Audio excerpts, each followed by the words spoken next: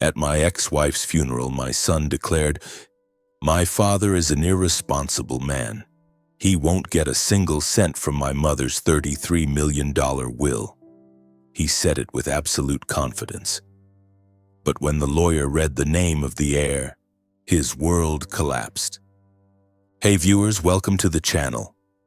We're just getting started and your support means a lot. If you enjoy these stories, please consider subscribing and help us reach our first 1,000 subscribers. Thanks for being here. The morning started like any other, punctuated by the rhythmic thud of a faulty sprinkler head against Mrs. Eleanor Henderson's prize-winning roses next door. My coffee, dark and strong, sloshed over the rim of my mug, leaving a ring on the polished counter of my small apartment. 65 years old, and still some messes felt just beyond my control. I was a retired civil engineer, well-versed in complex systems, yet this simple sprinkler continued its rebellion, drenching Mrs. Henderson's prize blooms every few days, despite my best efforts to explain the repair schedule. Patience, I'd learned, wasn't a universal virtue, especially not for Eleanor. The phone rang, a jarring sound that cut through Eleanor's rising tirade from next door. "Your damn sprinklers, Michael! They're ruining my hydrangeas again." I ignored the phone, focusing instead on wiping down the counter. It rang again, then a third time, relentless. On the fifth ring, I sighed, drying my hands. "Michael Grant speaking."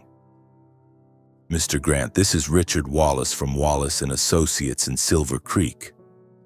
The voice was carefully professional, the kind of tone that always preceded news you didn't want to hear.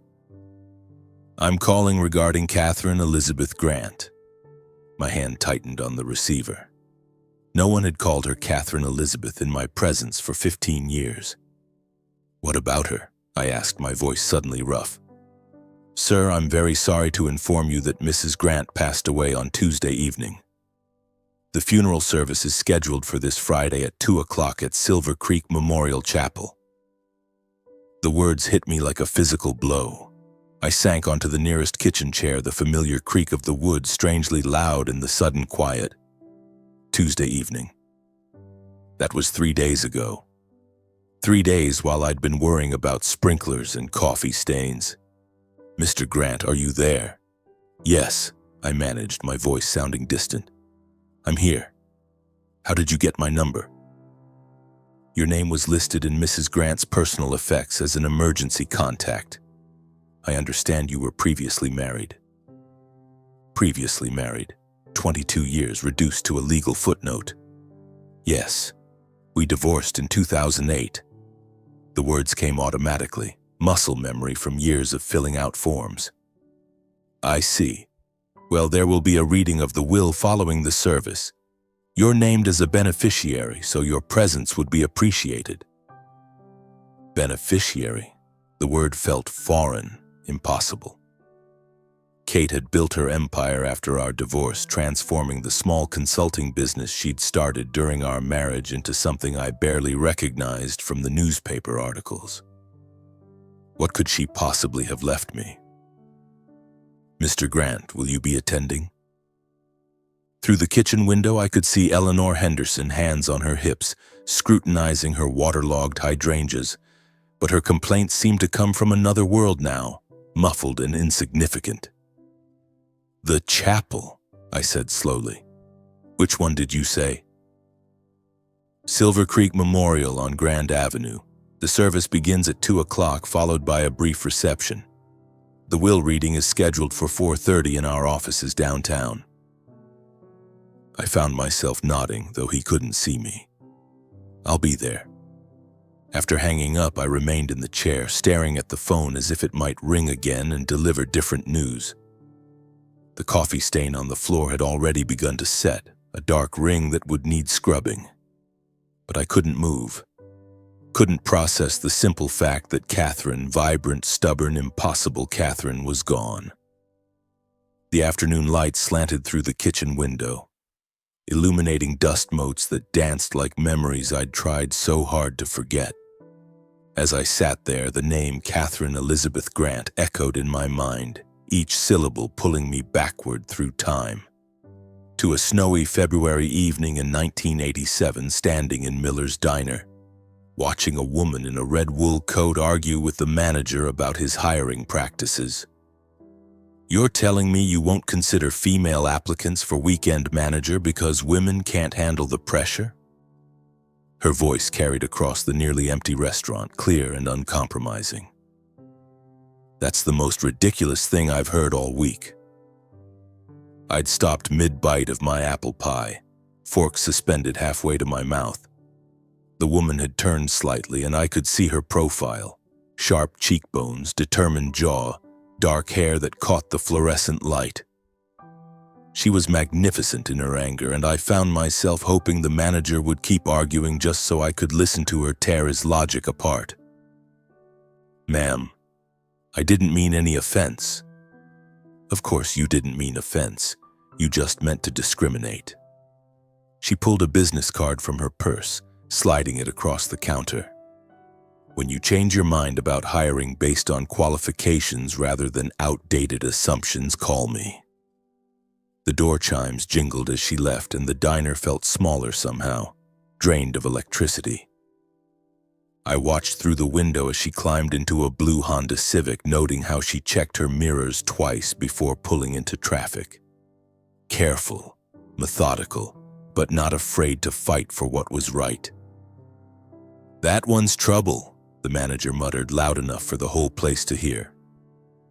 I stood up, leaving a $5 bill next to my half-eaten pie. "No," I said, surprising myself with my certainty. "That one's extraordinary." The business card lay abandoned on the counter. Catherine Chen, business consultant. I memorized the phone number before stepping into the February wind. It took me 3 days to work up the courage to call. When I finally did, she answered on the second ring with a brisk, "Catherine Chen." "This is Michael Grant. We haven't met, but I saw you at Miller's diner on Friday night." A pause. "The man with the apple pie who defended my honor to the manager?" "You heard that?" "I was getting my gloves from the car. You left a good tip, too." I could hear the smile in her voice. "So, Michael Grant, what can I do for you?" "Have dinner with me somewhere better than Miller's?" Another pause, longer this time. "Are you asking me on a date, or do you need business consulting?" "Definitely a date, though if you have any advice about convincing beautiful women to have dinner with strangers, I could use the consultation." She laughed, a real laugh, not the polite sound women sometimes made when men tried to be charming. "Saturday night, Romano's on 3rd Street, 7 o'clock. She wore the same red coat to dinner, but underneath was a black dress that made my pulse race. We talked for 3 hours about everything except business: her childhood in California, my work as a civil engineer, our shared love of old movies and new books. When she laughed at my story about accidentally flooding my apartment while trying to fix a leaky faucet, I knew I was falling. 6 months later, I proposed in that same diner, sliding a ring across the same counter where she'd left her business card. "Marry me, Catherine Chen. Make me the luckiest man in Wyoming." She said yes before I'd finished asking. Our wedding day blazed with September sunshine, the kind of perfect weather that makes promises feel possible. Catherine wore her grandmother's dress, altered to fit her smaller frame, and carried wildflowers we'd picked that morning. My hands shook as I slipped the ring onto her finger. "Forever," she whispered, and I believed her completely. Ryan arrived 2 years later, a squalling, red-faced miracle who transformed our quiet house into something alive with purpose. I remember standing in the hospital room watching Catherine cradle our son with the same fierce determination she brought to everything else, and thinking that this perfect moment, was all I'd ever need. But even then, holding that perfect baby, I noticed how Catherine's eyes occasionally drifted to the business magazine someone had left on the nightstand. As Ryan grew from toddler to schoolboy, I began to notice things I'd missed in those first blissful years. When he turned 7, Catherine bought him a computer. Not a toy, but a real machine worth more than my monthly salary. "He needs to understand technology," she explained, watching him navigate programs I'd never heard of. "The future belongs to kids who think digitally." I'd suggested teaching him to fish instead. She'd laughed, but not kindly. We'd moved by then to 214 Oak Ridge Drive, a house with 3 bathrooms and a kitchen island bigger than our old apartment. Catherine's consulting firm had landed a major contract, and suddenly we had money for things I'd never imagined needing. A housekeeper came twice a week. Our refrigerator dispensed ice through the door. Ryan's bedroom looked like a toy store. "Isn't this wonderful?" Catherine asked one evening, gesturing at our new dining room with its crystal chandelier and table that seated 12. "We can finally entertain properly." I missed our old kitchen table, scarred from years of Ryan's coloring projects and our late-night conversations. This new table reflected light like a mirror, showing every fingerprint, demanding coasters and placemats. The entertaining started almost immediately. Business associates, potential clients, other successful couples whose conversations revolved around market share and investment strategies. I'd wear my best shirt and try to contribute, but discussions about hedge funds and corporate restructuring left me feeling like I was speaking a foreign language badly. "Michael works as a civil engineer," Catherine would explain when someone asked. And I heard something new in her voice. Not pride, but an apologetic edge, as if my job required an excuse. Ryan thrived in this new world. At 10, he could discuss computer programming with Catherine's tech-savvy clients. At 12, he was critiquing the wine choices at restaurants I couldn't afford on my own. At 14, he rolled his eyes when I suggested family camping trips, preferring Catherine's business conferences in Denver and Salt Lake City. "Dad doesn't understand," became his favorite phrase, usually delivered with the exasperated sigh of someone far too sophisticated for mundane concerns. The final explosion came during Ryan's senior year. Catherine had planned a party that looked more like a corporate networking event. Catered food, hired entertainment, a guest list full of business contacts and their children. I'd wanted something simpler, maybe a barbecue in our backyard with his school friends. "This is embarrassing," I told her the night before, watching servers arrange elaborate floral arrangements. "He's 15, not 50. He's growing up in a different world than we did, Michael." She adjusted a centerpiece with the same precision she brought to contract negotiations. "These connections matter. These relationships will shape his future." "What about just being a kid?" She turned to face me fully, and for a moment I saw something cold in her eyes. Calculation where there used to be warmth. "Being just a kid is a luxury we can't afford to give him. The world is competitive. Either we prepare him to win or we prepare him to lose." I thought about my own 15th birthday, fishing with my father, a homemade cake, presents wrapped in newspaper comics. It had been perfect in its simplicity. The party was a success by Catherine's standards. Ryan charmed the adults and their children, received gifts that spoke of serious money. Laptop computers, designer clothes, a mountain bike worth more than some cars. But I caught him once, standing alone by the pool, looking lost among all the sophisticated celebration. "You okay, buddy?" I asked. He straightened quickly, slipping back into the persona Catherine had helped him craft. Of course, why wouldn't I be? But for just a moment I'd seen the confused little boy underneath all that premature sophistication, and it broke my heart. That party marked the beginning of the end, though I didn't recognize it then. What followed were 10 years of slow-motion disaster, like watching a landslide from the bottom of the mountain. Inevitable, destructive, and impossible to stop. Catherine's business consumed more of her time, more of her attention, more of her soul. Weekend family dinners became conference calls. Vacation plans got canceled for client emergencies. Ryan's school events competed with board meetings, and the meetings always won. "You don't understand the pressure I'm under," she'd say when I complained about missing another of Ryan's baseball games. "This business supports our lifestyle. Someone has to make the hard choices." But I understood pressure, the kind that came from overseeing major infrastructure projects, from making sure bridges stood and buildings held. The difference was my pressure served something larger than myself. By the time Ryan graduated high school, he'd become a stranger to me. Catherine had groomed him into her perfect protege. Sharp, ambitious, dismissive of anything that didn't advance his prospects.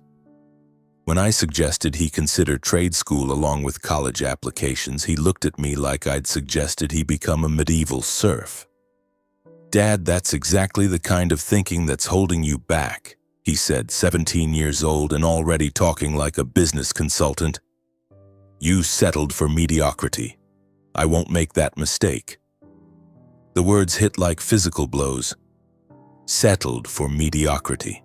As if 25 years of building vital infrastructure meant nothing. As if being a steady, present father was somehow shameful. College made everything worse. Ryan chose business school, Catherine's alma mater, naturally, and came home for holidays full of theories about market dynamics and personal optimization.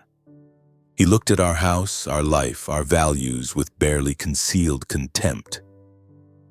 "You could do more, Dad," he'd say, as if my contentment was a personal failing. "Mom started with nothing and built an empire. You've had the same job for 20 years. "Some things matter more than money," I'd reply, but he'd already stopped listening. The divorce took 6 months. Catherine's lawyers were efficient, professional, devastating. I got the house on Maple Street, our old starter home that she'd kept as rental property, and enough money to live modestly. She got everything else, including Ryan's unquestioned loyalty. "You're holding him back too," Ryan told me during one of our last conversations before he moved to Denver to work for Grant Strategic Solutions. "All this guilt about family values and simple living? It's toxic, Dad. I can't be around that negativity anymore." I sat alone in my empty house afterward, surrounded by boxes of memories from a life that apparently meant nothing to the people I'd loved most. Now, 18 years later, the afternoon light was fading outside my apartment window. My coffee had grown cold. The ceramic shards from my earlier mishap still scattered on the floor. Somewhere across town, funeral preparations were underway for the woman who'd once promised me forever. And I had no idea why she'd remembered my name in her will. The 3 days between Richard Wallace's call and the funeral had passed in a strange, suspended state. I'd cleaned my apartment twice, pressed my one good suit, and rehearsed conversations that would never happen. Each morning I'd considered not going, but each evening found me still committed to paying my respects, whatever the cost. Friday morning arrived gray and cold, typical May weather in Silver Creek. I stood before my bathroom mirror, adjusting a tie I hadn't worn in 5 years, wondering what Catherine would think of the man I'd become. The reflection showed someone older than I felt inside. Silver hair where brown used to be, lines mapping the geography of quiet disappointments. The drive to Silver Creek Memorial Chapel took 20 minutes through neighborhoods that told the story of the town's economic divide. My modest apartment complex gave way to middle-class subdivisions, then to the manicured lawns and stone facades where Catherine's circle lived. The chapel sat on a hill overlooking the town, its Gothic architecture suggesting permanence and prosperity. Cars lined the circular drive, Mercedes sedans, BMW SUVs, a handful of Teslas that probably cost more than I'd made in my best year.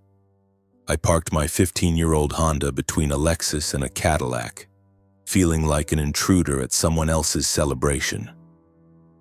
The chapel's interior whispered money. Mahogany pews, stained glass windows, flowers arranged with artistic precision.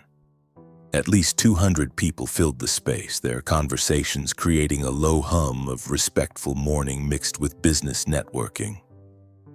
I recognized some faces from the business dinners Catherine had dragged me to during our married years, but most were strangers from the life she'd built after me. I slipped into a back pew, hoping to remain invisible until the service ended. But whispers followed my arrival like ripples in still water. A woman in an expensive black suit nudged her companion, pointing discreetly in my direction. I caught fragments of conversation. Her ex-husband. Can you believe after what he put her through? The stories had taken on their own life over the years. Apparently in this version, I was the villain who'd held back a brilliant woman, the anchor that had nearly drowned her ambitions. I'd learned long ago not to fight narratives that served other people's need for simple explanations. Dad. The voice cut through the chapel's murmur like a blade. I looked up to see Ryan striding down the aisle, his face a mask of disbelief and barely controlled anger. At 37, he'd inherited Catherine's sharp features and commanding presence, dressed in a suit that probably cost more than my monthly rent. Success radiated from him like heat from pavement. Expensive watch, perfect haircut, the confident posture of someone who'd never doubted his place in the world. "What are you doing here?" His voice carried across the chapel, turning heads and silencing conversations. I stood slowly, meeting his gaze. "I came to pay my respects." "You lost the right to do that 18 years ago." He moved closer, close enough that I could smell his cologne, something sophisticated and aggressive. "She wouldn't want you here." "Maybe not, but I needed to be here." "For what? To ease your conscience? To play the grieving widower for people who know exactly what kind of husband you were?" The chapel had gone completely quiet now. 200 pairs of eyes focused on our confrontation like spectators at a sporting event. I felt the familiar weight of judgment, the same pressure that had suffocated me during those final years of our marriage. But this time, something was different. This time, I had nothing left to lose. "I'm not here to cause trouble, Ryan. I'll sit in the back. I won't speak to anyone. When the service ends, I'll leave." "You'll leave now." His voice rose another notch, drawing murmurs of approval from the crowd. "You embarrassed her enough when she was alive. Don't compound it by pretending to grieve her death." I remained standing, holding his stare. Around us, the chapel buzzed with anticipation. Someone coughed. A cell phone vibrated against wood.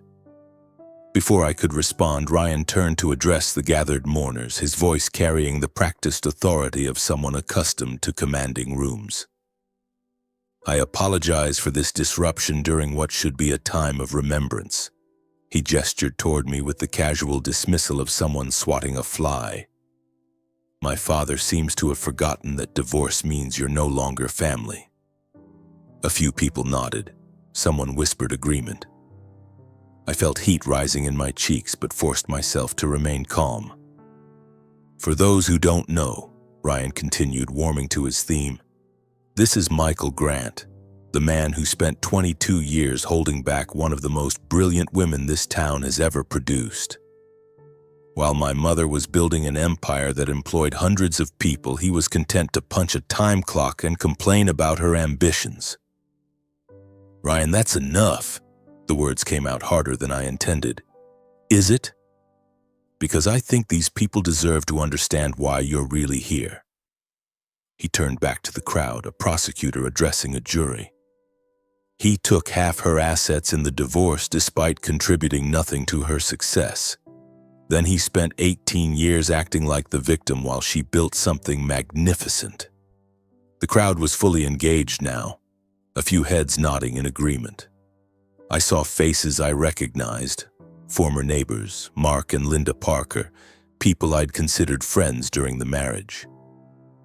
None of them met my eyes. She supported him for years while he refused to grow, refused to take risks, refused to be the partner she deserved. And now that she's gone, he shows up expecting sympathy, expecting to be treated like he mattered in her life. Each word landed like a physical blow, not because they were entirely untrue, but because they reduced 22 years of marriage to a simple story of failure and blame. I thought about defending myself, explaining the complexity of what we'd shared, the love that had existed alongside the growing incompatibility. But what was the point? These people had chosen their narrative long ago. My mother died building something that will outlast all of us, Ryan concluded, his voice rising with conviction. She deserved a husband who would have helped her reach those heights, not one who tried to drag her down to his level. The chapel fell silent. I stood there, fully exposed, feeling the weight of 200 judgmental stares. Part of me wanted to walk out, to spare myself the continued humiliation, but another part, the part that had loved Catherine Chen more than anything else in the world, refused to be driven away from her final goodbye. "Are you finished?" I asked quietly. Ryan's eyes flashed with surprise. He'd expected me to crumble, to slink away in shame. When I remained standing, his confidence flickered for just a moment. "I loved your mother for 40 years, I said, my voice carrying clearly through the silent chapel. 22 of them as her husband, 18 more as someone who wished her well, despite everything that went wrong between us. I'm not here to make claims or demand recognition. I'm here because once upon a time we made promises to each other that mattered, and I choose to honor that memory." I sat back down, folding my hands in my lap. Around me, the silence stretched uncomfortably. Ryan stood frozen in the aisle, apparently unprepared for resistance to his public trial. "The service will begin in 5 minutes, Paul Henderson, the funeral director, announced from the front of the chapel, trying to restore order to his carefully orchestrated event. Ryan shot me one final look of contempt before striding toward the front pew reserved for family. As conversations gradually resumed, I caught fragments of continued gossip. "Nerve of some people, poor Ryan having to deal with this, should have stayed home." But I stayed through the eulogy that painted Catherine as a visionary who'd overcome obstacles to achieve greatness. Through the readings from business associates like Karen Mitchell, the head of PR, and Thomas Blake, the co-founder and CFO, who spoke of her leadership and innovation. Through the musical selections that emphasized triumph over adversity. When it ended, people filed past, offering condolences to Ryan while pointedly ignoring me. I waited until the chapel had mostly emptied before standing to leave. "Mr. Grant," Richard Wallace, the lawyer, approached, middle-aged professional carrying a leather briefcase. "Could I have a word?" As the last hymn faded and Paul Henderson stepped forward with closing remarks, I felt the familiar weight of exhaustion settling over me like a heavy coat. The ordeal was nearly over. In a few minutes, I could slip out through the side door, drive home to my quiet apartment, and try to forget this entire humiliating experience. Around me, people were gathering their things, purses, programs, the subtle restlessness that signals a formal event's end. Ryan stood near the front, accepting condolences with the practiced grace of someone accustomed to being the center of attention. A few people glanced my way, but most had already dismissed me as irrelevant to the day's proceedings. I was reaching for my jacket when a voice stopped me. "Mr. Grant." Richard Wallace approached with measured steps, his expensive suit impeccable despite the long ceremony. Up close, he looked younger than I'd expected, maybe 50, with sharp eyes behind wire-rimmed glasses and the kind of confident bearing that came from years of handling wealthy clients' affairs. "I'm sorry for your loss," he said, extending his hand. "Richard Wallace, Wallace and Associates." We spoke briefly after the service. "Thank you." I shook his hand, noting the firm grip and direct gaze. The service was very nice. Catherine would have appreciated it. Indeed, she was quite specific about her final arrangements. He paused, glancing around the emptying chapel. "I wonder if I might have a word with you and Ryan. There are some matters we need to discuss regarding Mrs. Grant's estate." Before I could respond, Ryan appeared at my shoulder, his expression shifting from practiced grief to alert interest. "Rick, finally. I was wondering when we'd handle the business side of things." "Of course, Ryan. These matters require careful attention." Rick's voice carried the measured tone of someone accustomed to delivering important news. "I'd like both of you to come to my office for the reading of your mother's will." "Both of us?" Ryan's eyebrows rose. "Is that necessary?" "I mean, he's not..." He gestured vaguely in my direction. "Your father is specifically named in the will, Ryan. His presence is required by law." I felt a flutter of surprise. Named in the will? That seemed unlikely given everything that had passed between Catherine and me. More likely some minor formality, perhaps forgiving an old debt or confirming that I had no claim to her estate. "I don't think that's necessary," I said quietly. "I'm sure it's just a formality." "You don't need me there." Rick's eyes met mine directly. "I'm afraid I do, Mr. Grant. Mrs. Grant was very specific about who should be present for the reading. Both you and Ryan must be there." Something in his tone suggested this wasn't negotiable. Ryan looked annoyed, but shrugged with the casual confidence of someone who knew he had nothing to worry about. "Fine. Let's get this over with." He turned to me with barely concealed impatience. "Try not to make this more difficult than it needs to be." The walk to Rick's office took us 3 blocks through downtown Silver Creek, past buildings that had watched the town's fortunes rise and fall. Rick maintained professional small talk, comments about the weather, the turnout at the service, carefully neutral observations that revealed nothing about what awaited us. His office occupied the top floor of a restored Victorian house, all dark wood and leather-bound books that spoke of established success. Certificates and diplomas lined the walls, interrupted by photographs of Rick with various local dignitaries and business leaders. It was exactly the kind of place Catherine would have chosen. Prestigious but not ostentatious, successful but respectful of tradition. "Please have a seat." Rick gestured toward 2 leather chairs positioned in front of his mahogany desk. Ryan claimed the chair closest to Rick, leaving me the one slightly to the side, which felt appropriate given my peripheral status in these proceedings.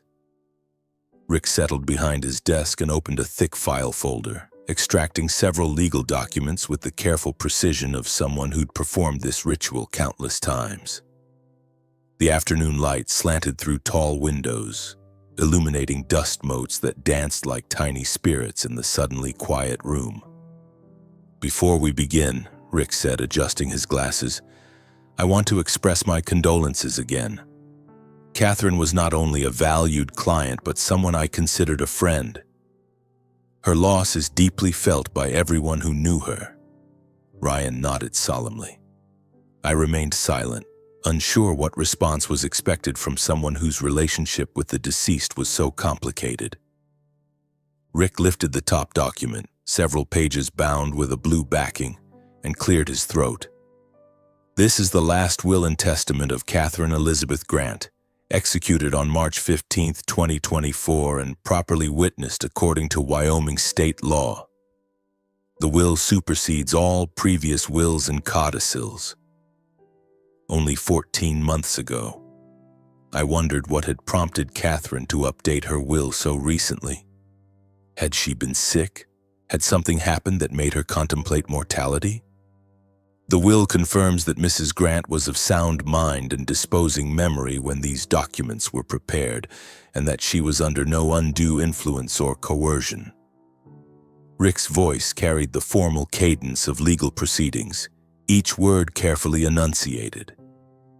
Ryan leaned forward slightly, his hands clasped together. I could see the anticipation in his posture, a man preparing to claim his inheritance, to finally step fully into the empire his mother had built. Rick turned to the second page of the will, his reading glasses catching the afternoon light as he continued in his measured, professional tone. I hereby make the following specific bequests and devises, he read, his voice steady and clear. To my beloved son, Ryan Michael Grant, I leave the family home at 214 Oak Ridge Drive, along with all furnishings, artwork, and personal property contained therein. Ryan smiled, a satisfied expression spreading across his face. The Oak Ridge house was worth at least $950,000, a substantial property with mountain views and enough space to entertain business associates properly. Additionally, Rick continued, I bequeath to Ryan the sum of $750,000 to be transferred from my primary investment account within 60 days of probate. $750,000 plus the house. I watched Ryan's reaction carefully, noting how his smile flickered slightly around the edges. He was pleased, certainly, but I could see him calculating in his head. $750,000 was significant money, but Catherine's business empire was worth far more than that. Where was the rest? Where was the company? That's wonderful, of course, Ryan said, his voice carrying a note of uncertainty he was trying to mask. But what about Mom's business interests? The company? Rick set down the first page and lifted the second, his expression remaining professionally neutral. I'm continuing with the specific bequests, Ryan. Please allow me to finish reading the relevant sections. I shifted in my chair, feeling increasingly like an intruder witnessing a private family moment. $750,000 was more money than I'd seen in several lifetimes. Combined with the house, Ryan was receiving an inheritance that would set him up comfortably for years. It seemed appropriate, natural even. He was Catherine's son, her chosen successor in life, the person she'd groomed to understand her world. Rick continued, the bequest to Ryan includes the following conditions. The inheritance is contingent upon his continued employment with Grant Strategic Solutions for a minimum of 2 years following the date of this will's execution, or until such time as the company is sold or dissolved. Now Ryan looked genuinely confused. Conditions? What kind of conditions, and what do you mean until the company is sold? Who would sell it? I'm reading the will as written, Ryan. These are your mother's words, not mine. A tension I hadn't noticed before began to creep into the room. Ryan's confident posture shifted slightly, his hands unclenching and reclenching in his lap. I found myself leaning forward despite my intention to remain detached from these proceedings. Let me understand this clearly, Ryan said, his voice taking on an edge I recognized from our confrontation at the chapel. I get the house and $750,000, but there are strings attached, and you're talking about the company being sold? That doesn't make sense. Mom would never sell the company. It was her life's work. Rick removed his glasses and cleaned them carefully, a gesture that seemed designed to give everyone a moment to process what they'd heard. When he replaced them, his gaze moved between Ryan and me with an expression I couldn't quite read. Your mother's will contains additional provisions that address the disposition of her remaining assets, he said quietly. The company, her investment portfolio, and several other significant holdings. Well, then let's hear them, Ryan demanded, his patience clearly wearing thin. What are these other provisions? I watched this exchange with growing unease. Something about Rick's manner suggested that we were approaching territory none of us were prepared for. The careful way he was parsing his words, the slightly apologetic tone creeping into his voice, it reminded me of the way doctors spoke when they had difficult news to deliver. Before I continue, Rick said, settling back in his chair, I want to emphasize that these documents represent Mrs. Grant's final considered wishes. They were prepared after extensive discussion and consultation, and she was adamant about their contents. The room fell silent, except for the tick of an antique clock on Rick's bookshelf. Ryan stared at the lawyer with growing alarm, while I found myself wondering why Catherine had insisted I be present for what seemed like a straightforward family matter. Rick lifted the third page of the will, his eyes scanning the text briefly before looking up at both of us. However, he said, his voice carrying a weight that made my stomach tighten, there are additional provisions that fundamentally alter the distribution of Mrs. Grant's estate. Rick lifted his reading glasses and looked directly at me for the first time since we'd entered his office. Something in his expression made my stomach tighten, a mixture of sympathy and professional obligation that suggested I was about to hear something I wasn't prepared for. However, he continued, his voice taking on additional weight, the will contains provisions for the disposition of Mrs. Grant's remaining assets, which constitute the majority of her estate. Ryan leaned forward even further, his hands gripping the armrests of his chair. Finally, let's hear about the company and the rest of her investments. Rick returned his attention to the document, clearing his throat with the deliberate pause of someone about to deliver life-changing news. To my former husband, Michael Jeremy Grant, he read, his words falling into the quiet office like stones into still water. I bequeath the sum of $33.5 million to be transferred from my primary investment accounts and securities portfolio. The words hung in the air like smoke from an explosion. I felt my mouth fall open, a physical reaction I couldn't control. $33.5 million. The number was so large it didn't seem real. Didn't seem to apply to someone like me, sitting in a lawyer's office in Silver Creek, Wyoming. There must be some mistake, I managed to say, my voice sounding strange and distant. Did you say $33 million? $33.5 million? Yes. Rick's tone remained professionally neutral, but I caught something in his eyes. Not surprise, but the careful observation of someone watching expected chaos unfold. Ryan's face had gone completely white, then flushed red as if his blood couldn't decide which direction to flow. What did you just say? Additionally, Rick continued reading, apparently determined to deliver the complete bombshell, I transfer to Michael Grant controlling interest in Grant Strategic Solutions, including all subsidiary companies, real estate holdings, and business assets. This transfer includes 65% ownership of all corporate entities and an appointment as chairman of the board of directors. I couldn't breathe. The room seemed to tilt sideways as if the laws of physics had suddenly changed their minds about how the world should work. Controlling interest in Catherine's company, the empire I'd watched her build from nothing, the business that had eventually consumed our marriage, the source of wealth that had made me feel so inadequate. She was giving it all to me. This can't be right. My voice came out as barely a whisper. There has to be some error in the documentation. I assure you, Mr. Grant, there is no error. Rick removed his glasses again, cleaning them with methodical precision. These documents were prepared under Mrs. Grant's direct supervision. She reviewed every word multiple times and confirmed these were her exact wishes. Ryan shot to his feet so abruptly his chair rolled backward and struck the wall. This is impossible. She wouldn't. She couldn't. He turned to stare at me with an expression of pure disbelief mixed with something darker.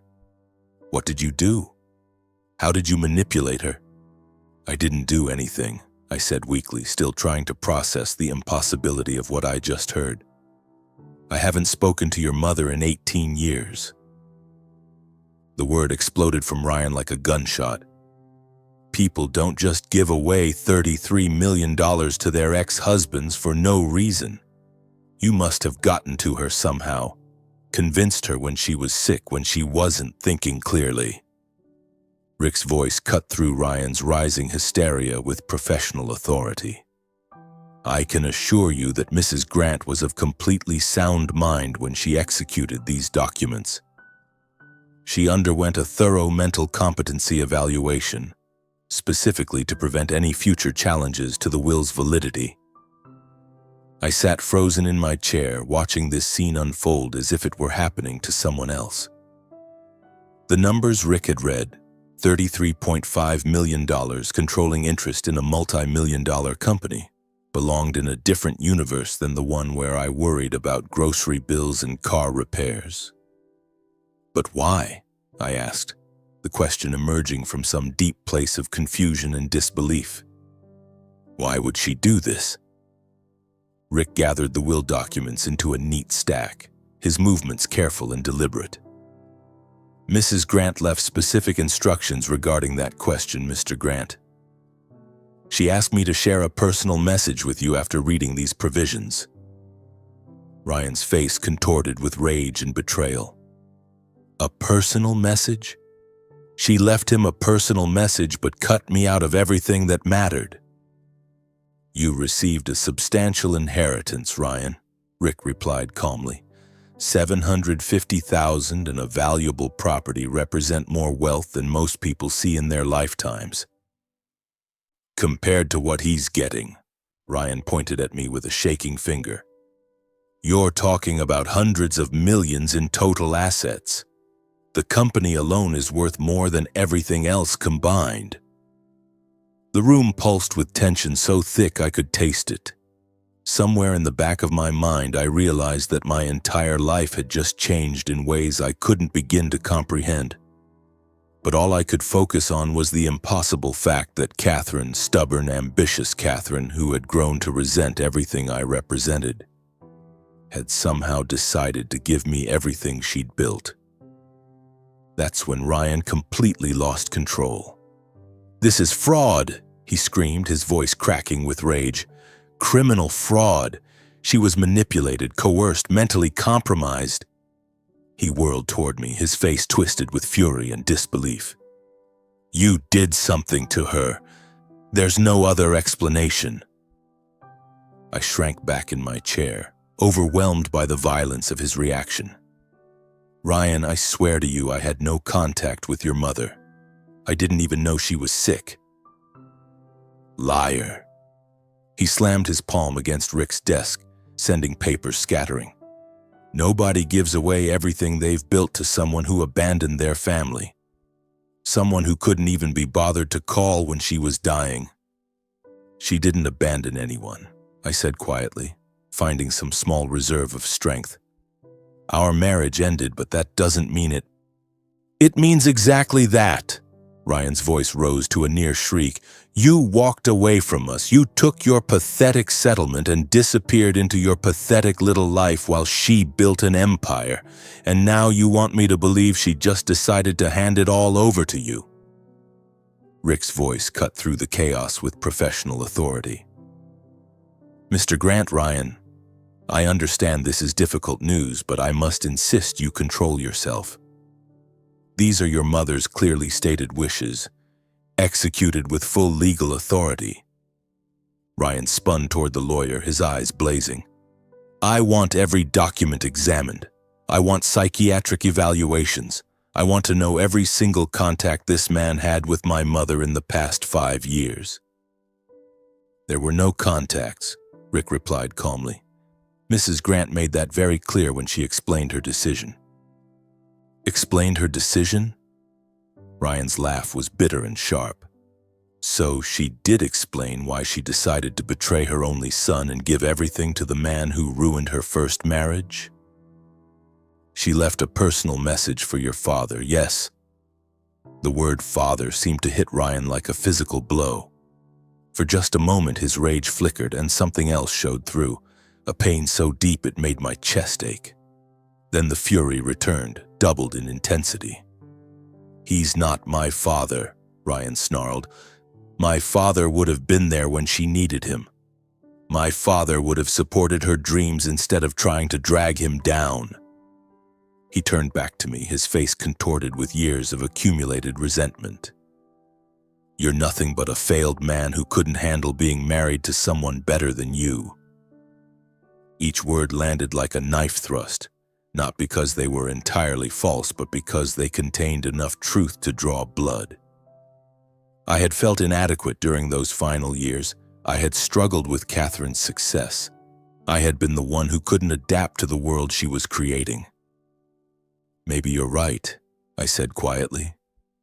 Maybe I wasn't the husband she deserved, but I never asked for this. I never expected this. Expected? Ryan's voice climbed another octave. You orchestrated this. Somehow, some way you got to her when she was vulnerable, when she was sick or scared or... That's enough, Rick interrupted, his professional patience finally showing strain. Mrs. Grant was neither sick nor vulnerable when she made these decisions. She was, in fact, more determined and clear-minded than I'd ever seen her. Then why? Ryan demanded, his voice breaking slightly. Why would she do this to me? I was everything she wanted me to be. I worked for her company. I lived the life she planned for me. I became the son she could be proud of. The pain in his voice cut through my own shock. Despite everything, the years of hostility, the public humiliation, the bitter accusations, I saw him clearly for a moment. A man who had spent his entire adult life trying to earn his mother's approval, only to discover she'd given her ultimate validation to someone else. She left a message explaining her reasoning, Rick said gently. Would you like me to read it? Ryan's hands were shaking now, his whole body vibrating with suppressed rage and grief. A message? She couldn't explain it to my face, but she left a message for him. The message addresses both of you, actually. It was meant to be shared after the will reading. I found my voice, though it came out hoarse and uncertain. Maybe we should hear what she had to say. Ryan's eyes locked on mine with pure hatred. You have no right to make decisions here. You have no right to any of this. But even as he spoke, I could see the desperate need in his expression. The need to understand why his mother had chosen to shatter everything he'd believed about his place in her world. Rick was already reaching for another envelope, one with personal message written across it in Catherine's familiar handwriting. Rick raised his hand, commanding silence with the authority of someone accustomed to controlling emotional courtrooms. Enough, both of you. His voice cut through the tension like a blade. Before this goes any further, I have something that will explain everything. He opened the manila envelope with Catherine's distinctive handwriting across the front, extracting several pages of cream-colored stationery. Catherine knew this moment would be difficult. She asked me to read this personal message after the will was announced. Ryan slumped back into his chair, his rage momentarily displaced by desperate curiosity. I remained frozen, afraid to hope for understanding, but desperate for any explanation that might make sense of this impossible situation. Rick cleared his throat and began reading in Catherine's own words. My dearest Michael, if you're hearing this, it means I'm gone and you're probably sitting in Rick's office wondering if the entire world has lost its mind. I can picture your face, that expression you used to get when I'd rearrange the living room furniture without warning, confused but trying to be polite about it. Despite everything, I felt my lips curve into the ghost of a smile. She'd captured that expression perfectly, and somehow hearing her voice through Rick's reading made her feel present in the room. I know this inheritance comes as a shock. I know you're probably thinking there's been some terrible mistake, that you don't deserve this money or this responsibility. But Michael, you're wrong. You deserve every penny, and I'm going to tell you why. Rick paused, glancing up at both of us before continuing. I never stopped loving you. Not during our worst fights, Not during the divorce proceedings, not during these 18 years of stubborn silence. I was angry with you for not understanding my ambitions, but I was angrier with myself for choosing those ambitions over our marriage. You tried to save us, Michael. You begged me to find balance, to remember what mattered. I was too proud and too afraid to listen. The words hit me like physical blows. I felt tears starting hot and unexpected as decades of guilt and regret crystallized into this moment of impossible absolution. Ryan, the message continued, and I saw my son's head snap up at hearing his name. My beautiful, brilliant boy, I know you're furious right now, probably convinced your father somehow manipulated me. But sweetheart, you're not ready for this inheritance. Not yet. Ryan's face went white, then red, cycling through emotions too quickly to track. You've lived your entire adult life in the shadow of my success, accepting the benefits without understanding the responsibility. You've never had to build something from nothing, never had to make the hard choices that wealth requires. More importantly, you've spent 18 years hating a good man for crimes he never committed. That's not true, Ryan whispered, but his voice lacked conviction. Rick continued reading. Michael taught me about character, about integrity, about the kind of strength that doesn't need to prove itself through cruelty or judgment. I forgot those lessons when I chose money over marriage, business over love, but I never forgot the man who taught them to me. I was crying openly now, not caring how it looked. Catherine's words were rebuilding something inside me that I thought was permanently broken. The sense that I had value, that my quiet life of dignity and service meant something. Ryan, you have received enough to live comfortably and explore who you might become without the weight of unlimited wealth. Learn to build something yourself. Learn to value people over profit. Learn to forgive your father for the crime of being human and imperfect. Ryan made a sound like a wounded animal, but whether from rage or pain, I couldn't tell. Michael, you're inheriting more than money. You're inheriting the chance to do what I should have done. To use wealth as a tool for good rather than a weapon for proving superiority. I trust you because you never wanted this, because you'll never use it to hurt people the way I sometimes did. The message continued for several more paragraphs, outlining practical arrangements and expressing hopes for both our futures. But the core message was clear. Catherine had chosen love over entitlement, character over expectation, wisdom over wealth. When Rick finished reading, the office fell into profound silence. I sat with tears on my cheeks, overwhelmed by the gift of knowing that Catherine had loved me until the end.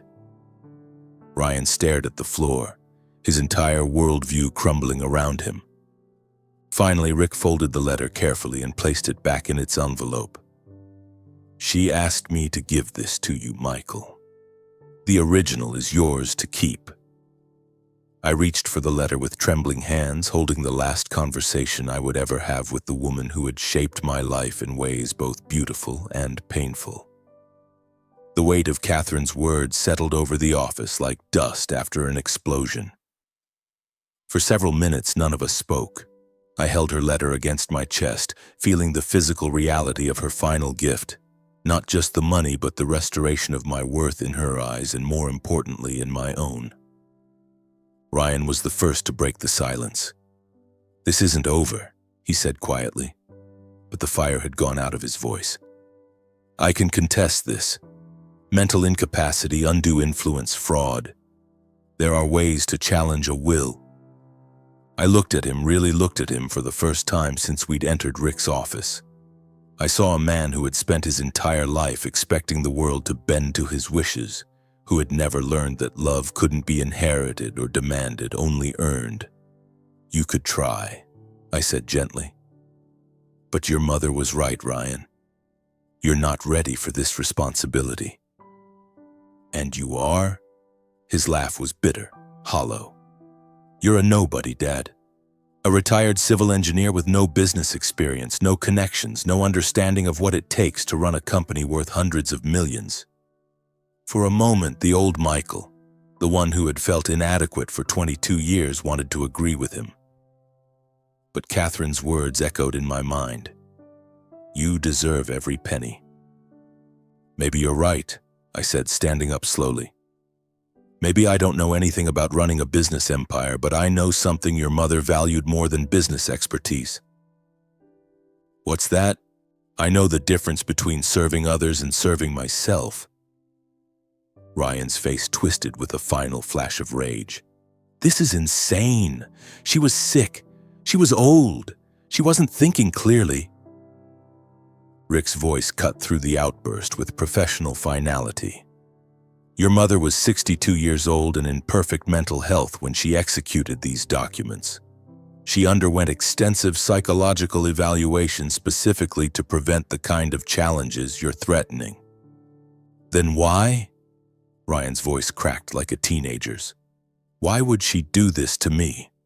I was everything she wanted me to be. I worked for her company. I lived the life she planned for me. I became the son she could be proud of. The pain in his voice cut through my own shock. Despite everything, the years of hostility, the public humiliation, the bitter accusations, I saw him clearly for a moment.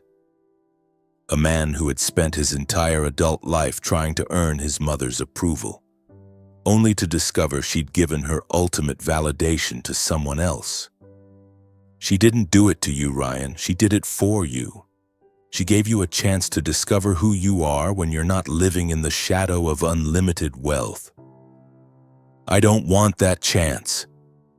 The words exploded from him with the force of 18 years of entitlement and expectation. I want what's rightfully mine. What's rightfully yours, I said quietly, is $750,000 and a house worth nearly $1 million. That's more than most people see in a lifetime. What you think you deserved was never really yours to begin with. Ryan stared at me for a long moment, and I saw him realize that something fundamental had changed. The man he'd publicly humiliated that morning, the father he'd dismissed as a failure, was no longer asking for his approval or understanding. You think you've won? He said, gathering his coat with shaking hands. You think this makes you some kind of hero? No, I replied, and I felt the truth of it in my bones. I think it makes me responsible. He stood at the office door for a moment, seeming smaller than when he'd entered. This isn't finished. Yes, it is, I said gently. This finished the moment your mother made her choice. The only question now is what you do with the life she's given you. He left without another word, the door closing behind him with a soft click that seemed to echo in the sudden quiet. Rick began organizing papers on his desk, the rustle of documents returning us to practical reality. There will be paperwork to complete, accounts to transfer, board meetings to schedule. The company's current management team is excellent. They can help you transition into your new role. I nodded, still processing the magnitude of what had happened. Rick, can I ask you something? Of course. Did she really love me even after everything that went wrong between us?